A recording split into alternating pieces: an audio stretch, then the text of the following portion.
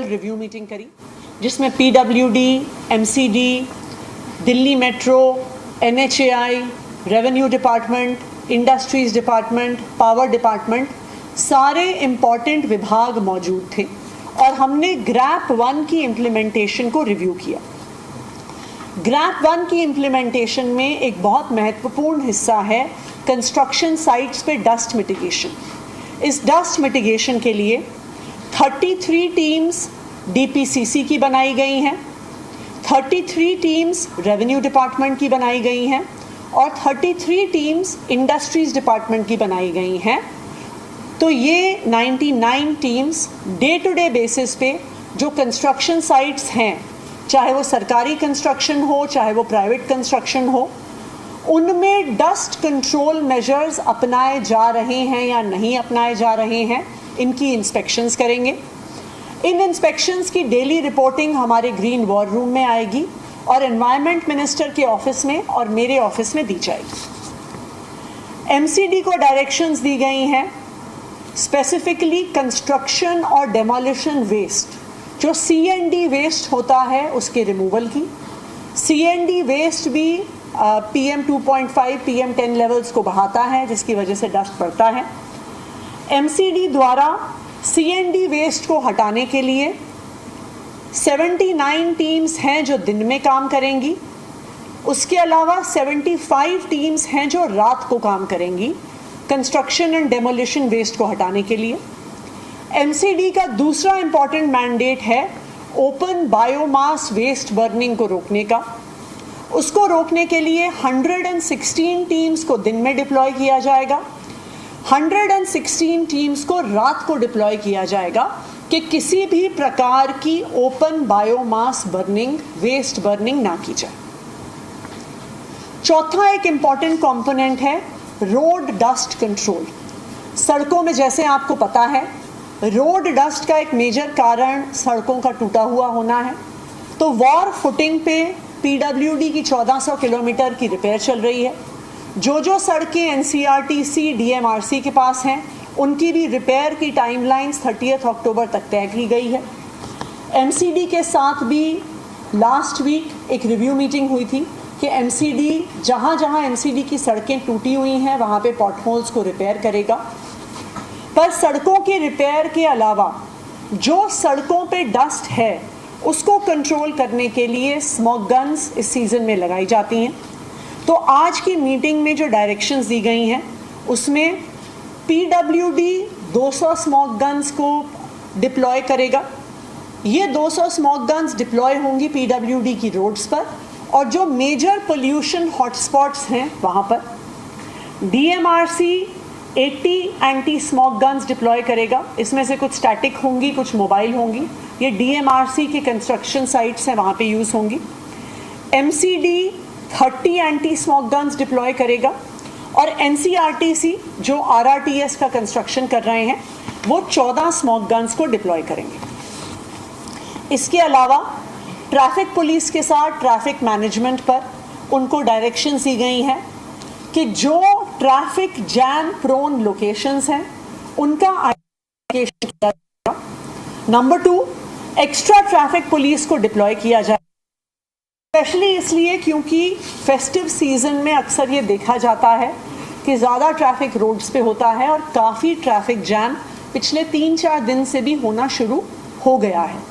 तो कौन कौन से ट्रैफिक जैम की लोकेशंस हैं उनको ट्रैफिक पुलिस आइडेंटिफाई करके एक्स्ट्रा डिप्लॉय किया जाएगा, स्पेशली इसलिए क्योंकि फेस्टिव सीजन में अक्सर ये देखा जाता है कि ज़्यादा ट्रैफिक रोड्स पे होता है और काफ़ी ट्रैफिक जैम पिछले 3-4 दिन से भी होना शुरू हो गया है।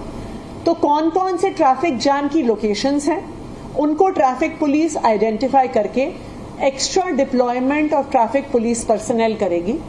इन एडिशन कल तक दिल्ली ट्रैफिक पुलिस को अगर दिल्ली सरकार के होम गार्ड्स की ज़रूरत है तो कल तक वो उनका रिक्विजिशन भेजेंगे और दिल्ली सरकार के होम डिपार्टमेंट द्वारा ट्रैफिक जैम हॉटस्पॉट्स पर होम गार्ड्स का भी डिप्लॉयमेंट किया जाएगा कि प्रॉपर ट्रैफिक मैनेजमेंट हो सके। जनरेटर यूज पे क्लैंप डाउन किया जाएगा, स्पेशली बैंक्वेट हॉल्स, शादियां, प्रोग्राम्स, अक्सर ऐसा पाया जाता है कि वहां पर टेम्पररी कनेक्शंस यूज करने के बजाय डीजल बेस्ड जनरेटर्स को यूज किया जा रहा है।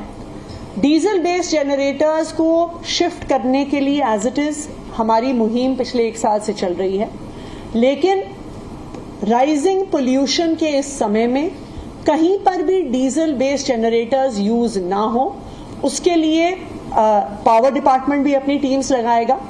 दूसरा, पावर डिपार्टमेंट को डायरेक्शंस दी गई हैं कि डिस्कॉम से और डीईआरसी से बात करके इन 3 महीने के लिए जब पोल्यूशन लेवल हाई होता है, टेम्पररी कनेक्शन के चार्जेस को रिड्यूस किया जाना भी पावर डिपार्टमेंट एक्सप्लोर करेगा। Because one of the reasons Y generators को लोग यूज करते हैं क्योंकि टेम्पररी कनेक्शन ज्यादा महंगे होते हैं डीजल बेस्ड जनरेटर्स से, तो इसलिए टेम्पररी कनेक्शन के चार्जेस को 3 मंथ्स के लिए पोल्यूशन रिडक्शन मेजर के लिए रिड्यूस करने को भी एक्सप्लोर किया जाएगा। एंड लास्टली, एक अवेयरनेस ड्राइव चलाई जाएगी जिसमें हम पब्लिक से अपील करेंगे कि वो ज्यादा से ज्यादा कारपूल का उपयोग करें। हम पब्लिक से अपील करेंगे कि आने वाली दिवाली पर पटाखे ना यूज किए जाएं, पटाखे ना चलाए जाएं। हम पब्लिक से अपील करेंगे और आरडब्ल्यूएस से भी अपील करेंगे कि जो सिक्योरिटी गार्ड्स उनके एरिया में हैं, उनको इलेक्ट्रिक हीटर्स प्रोवाइड किए जाएं कि किसी भी प्रकार की लकड़ी की बर्निंग वहां पे नहीं की जाए। दिल्ली सरकार पोल्यूशन को कंट्रोल करने के लिए प्रतिबद्ध है। जहां जहां पर भी टीम्स की डिप्लॉयमेंट है, चालान्स करने की आवश्यकता है, वो की जाएगी। लेकिन मेरी दिल्ली के लोगों से भी अपील है, देखिए, पोल्यूशन सिर्फ सरकार नहीं रोक सकती है। जब तक दिल्ली के लोग साथ नहीं आते हैं, तब तक हम दिल्ली में ये बढ़ता हुआ पोल्यूशन कंट्रोल नहीं कर पाएंगे। तो मेरी दिल्ली के भी सभी लोगों से अपील है कि जितना ज्यादा से ज्यादा हो सके कारपूल का यूज करिए। दिल्ली के लोगों से अपील है कि आने वाली दिवाली पे पटाखे ना जलाएं, क्योंकि दिवाली के अगले दिन दिल्ली में बहुत ज्यादा पोल्यूशन हो जाता है।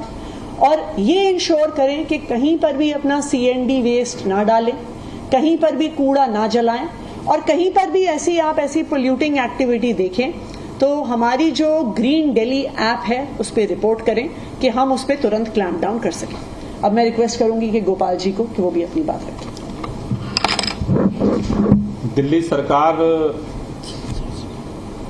दिल्ली के अंदर प्रदूषण को कंट्रोल करने के लिए पहले से ही 21 सूत्री विंटर एक्शन प्लान पे काम कर रही है। दिल्ली के अंदर हमने ग्रीन वार रूम का संचालन शुरू कर चुके हैं। हम लोग ग्रीन दिल्ली ऐप हमने लॉन्च किया है। दिल्ली के अंदर जितनी पराली की घटनाएं होती हैं उसको कंट्रोल करने के लिए बायोडिकम्पोजर का छिड़काव दिल्ली के अंदर हम लोग शुरू कर चुके हैं। अब चूंकि धीरे धीरे जैसा पहले से पूर्वानुमान था कि हवा की गति कम होने से, बारिश बंद होने से और टेम्परेचर डाउन होने से जब मौसम विपरीत होता है तो प्रदूषण का स्तर बढ़ने लगता है, एक्यूआई बढ़ने लगता है। और उस 200 के पार जाने के बाद ग्रैब का पहला चरण लागू हुआ है।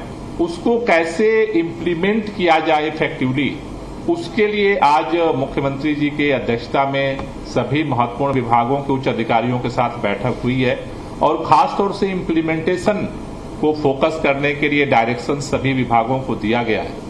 लेकिन जैसा आपसे मैं बार बार कहता हूं कि दिल्ली के अंदर जो पोल्यूशन है वो केवल दिल्ली का नहीं है, दिल्ली के चारों तरफ से दिल्ली का पोल्यूशन जो है वो बढ़ता है। दिल्ली से ज्यादा बाहर से पोल्यूशन दिल्ली के लोगों को झेलना पड़ता है। और इसलिए चूंकि समस्या ज्वाइंट है, समस्या सामूहिक है, तो समाधान भी सामूहिक हो सकता है। इसीलिए ग्रैब का जो सीएक्यूएम ने जो रूल जारी किया है वो दिल्ली के लिए नहीं, पूरे एनसीआर में उत्तर प्रदेश, हरियाणा, राजस्थान का जो इलाका है वहां भी इसको लागू करना है। लेकिन हर बार हम देखते हैं कि दिल्ली सरकार आगे बढ़ करके इंप्लीमेंटेशन के लिए काम करती है, लेकिन हमारे चारों तरफ उसका इंप्लीमेंटेशन जो है वो नहीं होता है। दिल्ली में हमारी सरकार है, लेकिन दिल्ली के चारों तरफ भाजपा की सरकार है। एक तरफ उत्तर प्रदेश में भाजपा की सरकार है, दूसरी तरफ हरियाणा में भाजपा की सरकार है, उधर राजस्थान में भाजपा की सरकार है और केंद्र में भाजपा की सरकार है। दिल्ली चारों तरफ से भारतीय जनता पार्टी के सरकारों पर निर्भर है। मैं चूंकि अब AQI का स्तर बढ़ रहा है, मैं भारतीय जनता पार्टी के सभी सरकारों से निवेदन करना चाहता हूं कि जैसे दिल्ली में आज मुख्यमंत्री जी की अध्यक्षता में बैठक करके ग्रैब को इंप्लीमेंट करने के लिए रणनीति बनी है, उसी तरह से केंद्र सरकार जो हमारे पड़ोसी राज्य हैं उत्तर प्रदेश, हरियाणा और राजस्थान जो NCR के अंदर आते हैं, उनकी भी बैठक सुनिश्चित करे और इसको इंप्लीमेंटेशन पे फोकस किया जाए। जैसे ग्रैब में है ईंट भट्ठों का पोल्यूशन, वो जब तक उत्तर प्रदेश की सरकार, हमारी पड़ोसी सरकार एक्टिव नहीं होगी, दिल्ली सरकार इंप्लीमेंट नहीं कर सकती है। जैसे है 24 घंटे पावर सप्लाई, दिल्ली में हम दे रहे हैं लेकिन गाजियाबाद और गुड़गांव में नहीं मिल रहा है, इसलिए जनरेटर वहां चलते हैं, उसका पोल्यूशन हमारे पास आता है। डस्ट का जो पूरा पोल्यूशन है वो हमारे ऊपर हमें झेलना पड़ता है। पराली का जो पोल्यूशन है वो हमें झेलना पड़ता है। कई हमारे साथी और मीडिया के भी और भाजपा के साथी बार बार कह रहे हैं कि अब पराली जल रही है, पंजाब की पराली, पंजाब की पराली, पंजाब की पराली, एक ही स्टेटमेंट बयान चल रहा। मैं आपके सामने ये डेटा, ये हमारा नहीं है, केंद्र सरकार ने ये डेटा जारी किया है। केंद्र सरकार के IARI का ये डेटा है, ये एग्रीकल्चर रिसर्च इंस्टीट्यूट का डेटा है। ये डेटा क्या कहता है, 1 अक्टूबर से 14 अक्टूबर तक का ये डेटा है। 1 अक्टूबर से 14 अक्टूबर के बीच में पिछले साल पंजाब के अंदर 1105 पराली जलने की घटना हुई थी 15 दिनों में। इस साल वो घट करके 811 हो गई है। लेकिन ठीक इसका उल्टा, हरियाणा के अंदर पिछले साल जो घटना थी वो 341 थी, इस साल वो बढ़ करके 417 हो गई। दूसरी तरफ उत्तर प्रदेश में पिछली साल 244 थी, इस बार बढ़ करके 417 हो गई। पंजाब में जहां पराली जलने की घटनाएं कम हो रही हैं, उत्तर प्रदेश, हरियाणा में लगातार घटनाएं बढ़ रही हैं। और ये हमारा डेटा नहीं है, ये केंद्र सरकार जो डेली डेटा जारी करता है वो डेटा है। इसलिए मेरा निवेदन है कि भारतीय जनता पार्टी के लोग केवल पंजाब का नाम लेकर के हरियाणा और उत्तर प्रदेश में पराली जलाने घटनाएं बढ़ाते रहेंगे, उससे हमें तकलीफ हो रही है। हमें सबका सहयोग चाहिए। दिल्ली में हम पूरी सरकार मिलकर के सक्रियता से काम करेंगे और सभी भाजपा की सरकारों को भी सक्रियता से हमें काम करके मिल करके काम करना पड़ेगा। मुझे लगता है उसका प्रभाव दिखेगा। Thank you. मैम, दिवाली को लेकर आपने कहा कि अपील करेंगे, लेकिन बीजेपी उसको लेकर लगातार सवाल खड़े कर रही है और हिंदू संगठन बीजेपी दो चीजें कह रही है कि एक तो वैज्ञानिक आधार नहीं है, दूसरा जब अरविंद केजरीवाल की रिहाई हुई थी तब भी पटाखे जलाए गए थे, तब भी अनाउंस भी किया गया था। ये बीजेपी की तरफ से कहना है। देखिए, हम तो जो भी दिल्ली में रहता है उनको ये पता है कि दिवाली के अगले दिन दिल्ली में सांस लेना मुश्किल हो जाता है।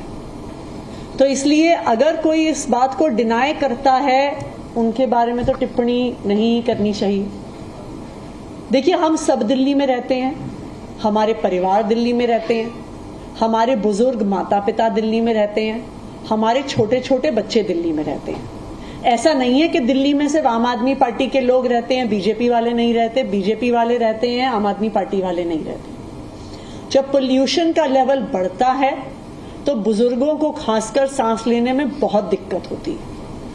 जब दिवाली के बाद पोल्यूशन का लेवल बढ़ता है तो आप दिल्ली के किसी भी हॉस्पिटल के इमरजेंसी वार्ड में आप उसका डेटा निकलवा लीजिए कि 60 साल की उम्र के कितने पेशेंट्स वहां पे रेस्पिरेटरी प्रॉब्लम्स के साथ आते हैं। ना सिर्फ सीनियर सिटीजन्स, 5 साल की उम्र से कम के बच्चों को सिवियर पोल्यूशन लेवल से परमानेंट लंग डैमेज होता है।